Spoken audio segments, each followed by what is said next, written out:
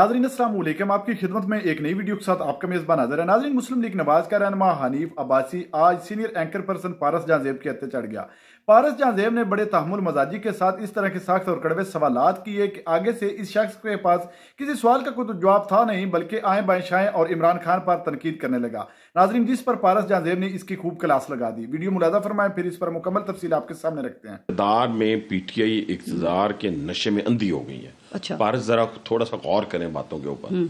मुझे इक़्तिदार चाहिए, बेशक रावलपिंडी डूब जाए। अच्छा, आप तो वैसे ये भी कहते थे कि इमरान खान जो है आपकी नून लीग के सारे लोग कि ये एक हफ्ता जेल में नहीं गुजार सकते। भाई साहब 1 साल से ज्यादा का अरसा जेल में गुजार लिया है उन्होंने। भाई साहब, ये इस वक्त जो मुल्क में निज़ाम चल रहा है, तो आप समझते हैं कि ये जमहूरियत है, या इसको जमहूरियत कहा जा सकता है? नहीं, जमहूरियत किसका नाम होता है? पार्लियामेंट का नाम होता है। तमाम चारों सूबों के अंदर इस वक्त मुंतखब हुकूमतें काम कर रही हैं। फेडरल गवर्नमेंट जो है वो मुंतखब है, वो काम कर रही है, और यही तरीकाकार है जमहूरियत के अंदर। पार्लियामेंट तो डिक्टेटर्स के दौर में भी थी, काम कर रही थी। नहीं, देखें, वो डिक्टेटर के दौर में भी हमने तो उसमें भी शिरकत की थी। मैं एमएमए से एमएनए था, ठीक है जी। वो भी मुंतखब होकर सारे लोग आए थे। मैं भी पिंडी से 60,000 वोट लेके जीता था बाई इलेक्शन जो है। तो कहने से मुराद ये है कि इस वक्त मेरे हिसाब से तो अगर कोई चीज़ भी चेंज करनी है, जैसे हमने पीटीआई से गवर्नमेंट ली थी, तो वो भी जमहूरी तरीकाकार था। पीटीआई का जिक्र आपने किया, लेकिन पीटीआई के दौर में आप कहते थे हाइब्रिड निज़ाम है, और आप देखें इमरान खान ने खुद ये तस्लीम किया कि भाई मैं तो बाइख्तियार वज़ीर आज़म ही नहीं था। तो भाई साहब, इस वक्त जो हुकूमत है, क्या इसके पास इख्तियार है? आप समझते हैं वज़ीर आज़म शहबाज शरीफ साहब एक बाइख्तियार वज़ीर आज़म? देखिए, अभी उसका जवाब भी दोनों का जवाब मैं दे देता हूँ। लेकिन जब बानी पीठी ने आज कहा ना, तो उसको उसी दिन छोड़ देना चाहिए था। तो अगर आज शहबाज शरीफ साहब महसूस करते हैं या हनीफ अब्बासी महसूस करते हैं कि अभी हमारे पास इख्तियार कोई नहीं है, मैंने तो अपने लोगों को भी सुनाई है जिन्होंने एक दो ने कहा कि जी कि हमारे पास इख्तियार नहीं है, या नहीं, हम नाकाम हो गए हैं। वो जरा इंटेलेक्चुअल बनने का शौक होता है ना हर शख्स को। तो मैंने कहा इससे अच्छी बात तो फिर और क्या हो सकती है? जब आपने नाकामी का इतराफ ही कर लिया है तो जाएं घर जाएं। गए नहीं, मुस्ताफी नहीं हुए, छोड़ा फिर भी नहीं चिपके रहे। मैं वही अर्ज कर रहा हूँ ना कि जो ये समझता है कि ये हाइब्रिड निज़ाम है, या ये हम नाकाम हो गए हैं, हम डिलीवर नहीं कर पा रहे, या हमें शर्म आ रही है, हम शर्मिंदगी महसूस कर रहे हैं, तो भाईजान जाएं। ये आप उन्हीं की बात कर रहे हैं जो नहर में डुबकियां लगाते हैं? नहीं, मैं उनकी वही है ना। मेरी बात सुन, आजकल वजारत दिफा में भी डुबकियां लगा रहे हैं। मैं उनकी बात नहीं कर रहा, मैं जनरल बात कर रहा हूँ। ठीक, मैं जनरल बात कर रहा हूँ कि जब आपके पास हुकूमत है, तो फिर आप नाकामी की बात नहीं कर सकते।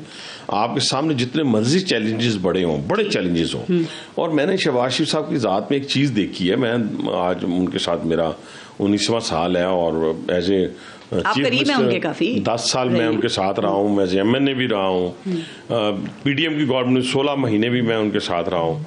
मेरा कहने से मुराद ये है कि वो शख्स ऐसा शख्स है कि जो चैलेंज को कबूल करने वाला आदमी। 1 मिनट सिर्फ यहाँ पे रुकिएगा, मैंने इस पे बात करनी है, आपने बड़ा अच्छा पॉइंट उठाया। लेकिन वो जिन लोगों की आप बात कर रहे थे, तो आपकी पार्टी में ज़ाहिर है कुछ और लोग भी ऐसे ही होंगे, हम नाम ले लेते हैं, जो कि आपने भी, आपको पता है ख्वाजा आसिफ साहब की बात हो रही है, इन जैसे और लोग जो हैं। ये क्या 2 कश्तियों के सवार हैं? ये मुखलिस किसके साथ है आपकी पार्टी में? मियाँ नवाज शरीफ के साथ हैं, या उन लोगों के साथ मुखलिस हैं जो कि ये व्हाट्सएप पे या एक टेलीफोन कॉल पे इनको इलेक्शन जितवा देते हैं? नहीं, मैं फिर देखिए, मेरे पास थोड़ी सी आप स्ट्रेट बात करते हैं। नहीं, बेशक मैं पारस स्ट्रेट बात करता हूँ। मैंने पहले भी बात की है हर उस शख्स की जिसके पास इक़्तिदार हो और वो कहे मैं नाकाम हो गया हूँ जी, तो उसको वो नाकामी को एक्सेप्ट करते ये उसमें शामिल है ना? ठीक है, नहीं ये नहीं शामिल, मैं शामिल नहीं, मैं सबकी जनरल बात कर रहा हूँ, सबकी जनरल बात कर रहा हूँ। कोई शख्स भी हो, मैं हूँ ना, मैं अपनी जात की बात कर लेता हूँ। तो वो तो वैसे मैं पॉइंट समझ गई, लेकिन उन्होंने सही कहा था कि हुकूमत नाकाम हो गई है, डिफॉल्ट की तरफ जा रहा है मुल्क। नहीं, उस वक्त कोई डिफॉल्ट की मुल्क आज भी नहीं जा रहा। गलत बात की उन्होंने, 16 महीने पहले भी नहीं गया। देखिए ना, हमारी पीडीएम की गवर्नमेंट के हिस्से में एक ही चीज आती है, वजीर आज़म शहबाज शरीफ के हिस्से में एक चीज आती है कि उसने इस मुल्क को डिफॉल्ट होने से बचाया। इसमें कोई दो राय नहीं है। डिफॉल्ट देखे ना, कुछ आज मैं पढ़ रहा था, अवाम डिफॉल्ट हो जाए वो कोई बात नहीं। देखे ना, अवाम भी तो बहुत बुरे हालात, 36 पे से 9 पे आप क्रेडिट ले रहे हैं। मैं कह रहा हूँ कि नहीं, ये अब आज तो सिंगल डिजिट में मैं कह रही हूँ 9 पे आप ले आए, लेकिन आम आदमी से पूछे, लेकिन आम आदमी से मैं शुमार बताएगा। देखिए ना जी, मैं आज भी दोबारा दोहराने लगा हूँ, आप IPPs के इशू को हुकूमत को हल करना होगा। ये मैं आपके सामने नहीं कह रहा, मैं वो बातें करूंगा जो मैंने नेशनल असेंबली के अंदर भी की हैं। मैंने महंगाई पे बात भी की है, बिजली के बिलों पे बात की है, गैस के बिलों पे बात की है, आम महंगाई का भी देखे ना, पेट्रोल की कीमत अल्लाह की तरफ से कम हो रही है। कहने से मुराद ये है कि ये सारी चीजें जो है वक्त के साथ साथ होती रहेंगी, बेहतर होती रहेंगी, लेकिन आप हाथ पांव फूल जाएं, अपने आप को छोड़ दें कि ये कैसे होगा। देखें, अभी कोई और तजर्बा करना चाहता है, कोई भी, मैं वैसे मिसाल तो कर ले, क्या अब दोबारा कोई तजर्बे का मुल्क मुतहम्मिल हो सकता है? सारे तजुर्बे तो कर लिए, सारे तजर्बे कर लिए, अब इस हुकूमत को चलने दें, इसको मौका दें। देखिए ना, IMF का 25 तारीख को दोबारा समझे कि एग्रीमेंट हो गया, ठीक है। अब रोज रोज ना आप कासा लेके फिर सकती हैं, लोगों से मांग सकती हैं, ना कुछ देने वाला है। शर्मिंदगी वाली बात, और जाती तौर पे मांगे वो भी शर्म आती है। आपकी बातों से ये लग रहा है ना कि आप समझते हैं हुकूमत बाइख्तियार है, वजीर आजम शहबाज शरीफ इस वक्त बाइख्तियार है। सर, ये मोहसिन नकवी और मोहम्मद औरंगजेब, ये इनको नून लीग नहीं लगाया है क्या? क्योंकि सर वजीर दाखिला और वजीर खजाना दोनों बड़ी अहम वजारतें हैं, और ये जिनके हवाले भाई साहब, उनका ना कभी सियासत से और ना आपकी जमात से कोई ताल्लुक रहा है। दोनों को पाकिस्तान मुस्लिम लीग नवाज ने वोट दिए, उनकी टिकट पे मुंतखब हुए। ठीक, दोनों सेनेटर हैं। ये आप जेन में रखें ना, दोनों MNA नहीं है। बिल्कुल, मैं समझ गई बात। दोनों सेनेटर हैं। तो सेनेटर किसके वोट से बने हैं? मुस्लिम लीग नवाज के वोट से। फैसल वावदा भी सेनेटर हैं, और किसके वोट से बने हैं? MQM के। मैं वही अर्ज कर रहा हूँ ना, मैं वही अर्ज कर रहा हूँ। वजारत देखें आप देखें ना, सिस्टम आपके पास मौजूद है ना, उस सिस्टम के तहत वो भी बन गया, फैसल वावदा भी, और ये दो भी बन गए। अब इसके अंदर वो सेनेटर बने हैं। अगर वो नेशनल असेंबली का इलेक्शन नून लीग की तरफ से लड़ते तो फिर भी वो नून लीग के वोट मुंतखब करते। बात उस वक्त अलग हो जाती है, लेकिन आपके पास कोई वजीर दाखिला और वजीर खजाना नहीं था।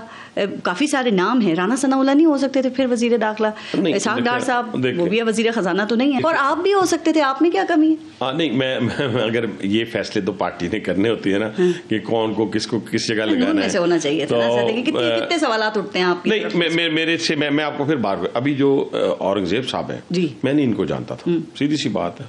मुझे तो ये भी नहीं पता था कि ये हबीब बैंक के प्रेसिडेंट हैं या किस बैंक के प्रेसिडेंट। यकीन करें, मियां साहब भी नहीं जानते थे इनको। अच्छा सुने, मैं जो बात करने लगूं, लेकिन अगर इस वक्त उनकी अगर कारकर्दगी अगर आप देखें ना फाइनेंस के अंदर, तो मुझे तो वो बहुत बेहतर नजर आ रही है। मुझे उम्मीद है, देखिए, इसहाक डार से बेहतर है। हमने लोगों को नहीं, इसहाक डार साहब का तजर्बा बहुत बड़ा तजर्बा था, तो फिर उनको लगाना चाहिए था, ज्यादा तजर्बे वाले को बहुत बड़ा तजर्बा था, बहुत बड़ा तजर्बा था, लेकिन क्योंकि हमने उनको फॉरेन वजारत में लेके जाना था, हम ले गए फॉरेन मिनिस्ट्री में उनको। लेकिन ये इस शख्स ने चंद दिनों के अंदर, चंद महीनों के अंदर जो है इस पटरी पे इस गाड़ी को चढ़ा दिया। बेस्ट बंदे को, right person for the right job होना चाहिए। अगर आप कहते हैं कि जी डार साहब थे तो उनको वजीर खजाना ही उनके पास होनी चाहिए थी।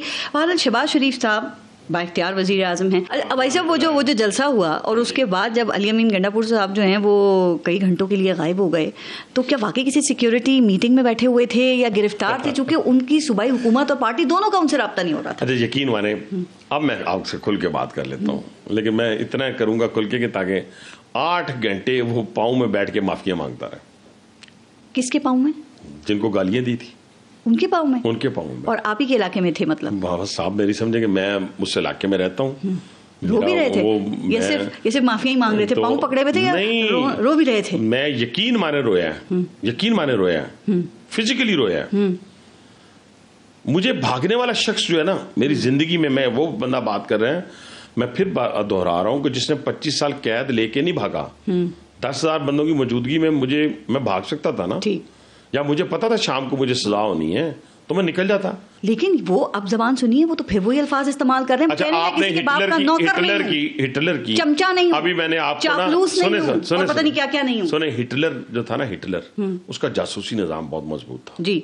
मियाँ बीवी के दरमियान भी ना एक एजेंट होता था उसके जासूसी निजाम का, तो जो हस्बैंड होता था वो ना गालियां देता था हिटलर को जी, ताकि वो वाइफ के जो उसके बारे में सेंटीमेंट्स है वो बाहर आ जाए। अगर तो कुछ वाइफ गालियां देती थी ना आगे से, तो वो जाके बता देता था मेरी बीवी आपके साथ नहीं, ठीक है ना। ये जेल वाला कहता था कि मेरा एस्टेब्लिशमेंट के साथ कोई राब्ता नहीं है। मैं साल पीट के कहता था कि एस्टेब्लिशमेंट के साथ राब्ता है, ठीक है। अब वो कहता है कि मैंने अब दरवाजे बंद कर दिए। ये डायरेक्ट राब्ता था खान साहब का एस्टेब्लिशमेंट के साथ? नहीं, ये 3-4 लोग थे। अच्छा। अली अमीन गंडापुर, आजम स्वाति, ठीक, मरवत, ठीक है ना जी। एक और था इनका कोई बंदा खान, उमर अयूब?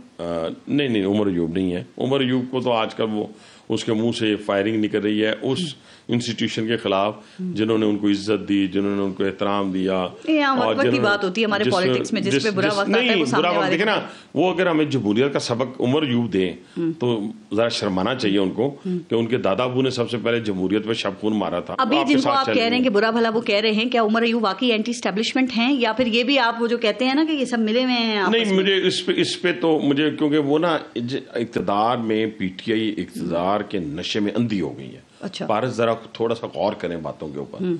मुझे इक़्तिदार चाहिए बेशक रावलपिंडी डूब जाए, मुझे इक़्तिदार चाहिए चाहे खुदा ना खास्ता मेरे मुंह में खाक के पाकिस्तान तबाही के धाने पे चला जाए। आज हम फेडरेशन को ललकार रहे हैं और कह रहे हैं हम अफगानिस्तान से बात करेंगे, लेकिन आप ये जहन में रखें कि पाकिस्तान अब वाहिद 56-57 जितनी कंट्रीज हैं आपकी, उसमें से वाहिद आपकी फौज रह गई है जिसके ऊपर जो अनदेखा दुश्मन है वो हमलावर। लेकिन भाई साहब ये तो बताएं ना, आप लोग अक्सर कहते हैं कि इस वक्त पीटीआई की जो सामने जो लीडरशिप है वो उनके अभी भी एस्टेब्लिशमेंट के साथ राब्ते हैं, ये क्या बातें करते हैं वहां जाके? कौन लोग? ऐसा कोई नाम तो होने चाहिए, नाम तो बताइए ना। नाम आपको बता दिए ना, ये बातें तो ज़बान ज़दी आम है ना, इस पे अब छुपने वाली कौन सी बातें हैं? तो सिर्फ खबर ये है कि अपने पाकिस्तान को बचाएं। लेकिन इमरान खान सोच रहे हैं, वो कह रहे हैं मैं डटा हुआ हूँ और ना मैं बीमार हुआ हूँ, ना ही मैंने मुल्क से बाहर जाने का कहा है, एस्टेब्लिशमेंट से बात करने का कहा, बात भी नहीं करूंगा किसी से। पहली बात, एस्टेब्लिशमेंट से एक बंदे ने एक साल में जाकर एक मुलाकात नहीं की इमरान। अब तो वो भी कह रहे हैं मैं नहीं करूंगा एस्टेब्लिशमेंट से बात। मना कर दिया उन्होंने अपने तमाम लोगों को। पूरी बात तो लोगों को समझने देना।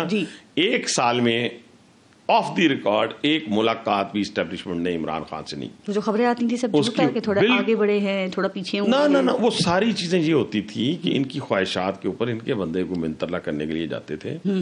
कतन किसी सूरत उनकी तरफ से कोई पॉजिटिव जवाब इनको नहीं मिला। ये मैं आपको गारंटी के साथ कह रहा हूँ, ठीक है। उसकी बुनियादी वजह यह है कि जो रेड लाइन बानी पीटीआई ने क्रॉस की है, वो रेड लाइन यहाँ पे ना टीटीपी ने की है, तो ना पीटीएम ने की है, ना टीटीएम ने की है। इसलिए उन्होंने राब्ते नहीं रखे। ठीक है ना। आपके जो बहुत अजीज दोस्त हैं शेख रशीद अहमद, उनसे भी कोई राब्ते नहीं है? वो मेरा ख्याल है वो खुद ही कहते होते थे मैं गेट नंबर 4 की पैदावार हूँ, हम तो नहीं है। हाँ, वो कह रहे थे कि जो 40 दिन का चिल्ला काटा ना, वो 40 दिन के चिल्ले भी जाग फारग हो गए हैं। तो फिर अल्लाह ताला ने तो हमें हिम्मत दी थी। हाल अहवाल पूछते हैं, लेकिन ये मुकाफाती अमल है। सुने, नहीं, ये पारस मुकाफाती अमल है। मैं आज भी किसी का बुरा नहीं चाहता, आज भी। मुझे नहीं पता शेख रशीद कहाँ है ना। मैंने 10 साल जब मैं वज़ीर आला पंजाब के साथ था तो मैंने कोई झूठा मुकदमा नहीं करवाया। मेरे पे एक कत्ल का मुकदमा इस शख्स ने करवाया 2005 में, मेरे से इलेक्शन 2003 में हारने के बाद। फिर इसने एफिडेंट का मुकदमा करवाया उन लोगों से मिलके जो करवाते थे, आपको पता ही है। लेकिन मैंने तो कोई नहीं, मैंने तो उसको फेस किया, अदालतों को फेस किया, मैं मुल्क छोड़ के भागा नहीं। मैं जेल को तरजीह दी। बुरे हालात में है इस वक्त शेख रशीद, दुख होता है आपको? वैसे जी दुख है वैसे? नहीं, मुझे सीधी सी बात है, मैं उनका कोई उनके लिए दुआगो भी नहीं हूँ और उनके लिए मैं बद्दुआ भी नहीं। अच्छा, आप तो वैसे ये भी कहते थे कि इमरान खान जो है, आपकी नूंदी के सारे लोग, कि ये एक हफ्ता जेल में नहीं गुजार सकते। भाई साहब 1 साल से ज्यादा का अरसा जेल में गुजार लिया है उन्होंने। और लेकिन फिर हाँ, मुझे याद आया, अब आप लोग ये भी कहते हैं कि जो कुछ उनको जेल में चाहिए होता है वो उनको मुहैया किया जा रहा होता है। अच्छा, नाकामी नहीं है आपकी हुकूमत की। पारस देखें, अभी जो जेल का अमला पकड़ा गया है, जनरल फैज पकड़े गए हैं, ठीक है ना, ये बातें जरा कर लेना। नाजरीन, आपने वीडियो मुलादा फरमाइए। नाजरीन देख लें, जितने भी पारस जहां ने सवाल किए, किसी सवाल का भी जवाब इसने हकीकत पर मबनी नहीं दिया। हत्ता कि सबको पता है कि ये किन ताकतवरों के कंधों पर सवार होकर इस वक्त हुकूमत में बैठे हैं और वो टारगेट कर रहा है पीटीआई को। नाजरीन, ये वो शख्स है जो एक बिल्कुल वाज़ेह तौर पर आ रहा हुआ था, लेकिन अपनी पार्टी की चापलूसी में इस तरह मसरूफ है कि जैसे इसको अवाम ने बड़े वोटों से जितवाया है। नाजरीन, पूरी कौम जानती है कि इमरान खान का मैंडेट इन लोगों ने चुराया है और इस वक्त जो इनका वजीर दिफा है ख्वाजा आसिफ, वो खुद भी कह रहा है कि हमारे पल्ले कुछ भी नहीं, लेकिन हनीफ अब्बासी ख्वाजा आसिफ को भी गलत कह रहा है और यही कह रहा है कि हमारा वजीर आजम शहबाज शरीफ मुकम्मल तौर पर बाअख्तियार है। और दूसरी जानब नाजरीन, इसकी बात आपने सुनी है कि ये कह रहा है कि इमरान खान और पीटीआई इक्तदार की भूखी है, वो किसी सूरत भी इक्तदार चाहते हैं, चाहे मुल्क का तहस नहस हो जाए। नाजरीन, क्या इसकी बात में सदाकत है? पूरी कौम जानती है कि मुस्लिम लीग नवाज और पीपल्स पार्टी इक्तदार की खातर किसी हद तक भी जा सकते हैं, लेकिन ये शख्स देख लें किस तरह लाइव प्रोग्राम में बैठ बैठकर झूठ बोल रहा है और खान और पीटीआई को तनकीद कर रहा है। नाजरीन, इनके अंदर की हवस कभी खत्म नहीं हो सकती। ये खुद इक्तदार के भूखे हैं और भूखे ही रहेंगे। इनका काम सिर्फ यही है, इस मुल्क पर जोर जबरदस्ती और ताकत के बलबूते पर किसी भी तरह हुकूमत बना लेना और इस अवाम का खून पसीना एक करके खूब मजे लेना। लेकिन फिर भी नाजरीन, किस तरह ढिठाई के साथ इमरान खान और पीटीआई पर ताबड़तोड़ हमले कर रहा है। और नाजरीन, ये भी कह रहा है कि अली अमीन गंडापुर जो है वो जिस दिन गायब रहे वो मिन्नतें समाइतें एस्टेब्लिशमेंट के पांव पकड़ते रहे। नाजरीन, कोई इनसे पूछे कि आप किस तरह कौम पर मुसल्लत हुए हैं, या जो आप दिन को या रात को बंद कमरों में बैठकर डीलें करते हैं वो किन लोगों के साथ करते हैं, और आप उनके पांव किस तरह पकड़ते हैं। अपने इलाज के बहाने आप लंदन चले जाते हैं और वहां से वापसी का नाम ही नहीं लेते। नाजरीन, आपने वीडियो मुलाजा फरमाइए। नाजरीन, इस वीडियो के बारे में और इस शख्स की गुफ्तगू के बारे में आपकी क्या राय है, कमेंट सेक्शन में कीमती राय दीजिए और अगली वीडियो तक अपने मेजबान को दीजिए इजाजत। अल्लाह हाफिज।